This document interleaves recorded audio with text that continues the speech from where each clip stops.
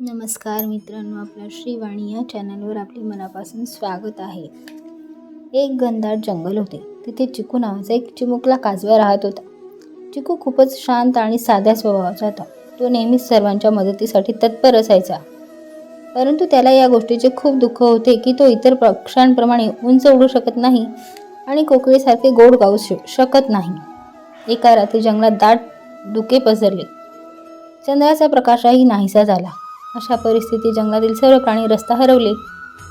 चिमण्या आपल्या घरट्यापर्यंत पोहोचू शकत नव्हत्या आणि चिमुकल्या सशांची आईपासून ताटातूट झाली होती.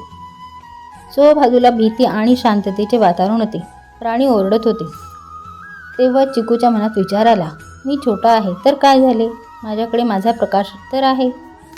मी यालाच माझी ताकद बनवू शकतो. आणि त्याने आपली चिमुकली शेपटी जोरात चमकवली. एक छोटासा पिवळा प्रकाश लुकूलुकू लागला. पाहता पाहता चिकूचे सर्वच काजवे मित्रही त्याच्यासोबत आले. चिकूने सर्वांना रस्त्यावर उभे राहण्यास सांगितले.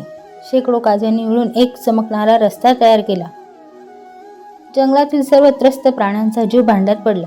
त्या प्रकाशाच्या आधाराने सर्व प्राणी आपल्या घरापर्यंत पोहोचले. सिंहापासून ते चिमुकल्या मुंगीपर्यंत सर्वांनी चिकूचे आभार मानले. चिकूला समजले होते की देवाने प्रत्येकाला कोणत्या ना कोणत्या खास उद्देशासाठी बनवले आहे. या गोष्टीचे तात्पर्य आहे, स्वतःला कधीही कमी लेखू नका. फक्त प्रयत्न करत राहा. छोटासा प्रयत्नही कोणाच्या तरी अंधारा जगात प्रकाश भरू शकतो. धन्यवाद मित्रांनो.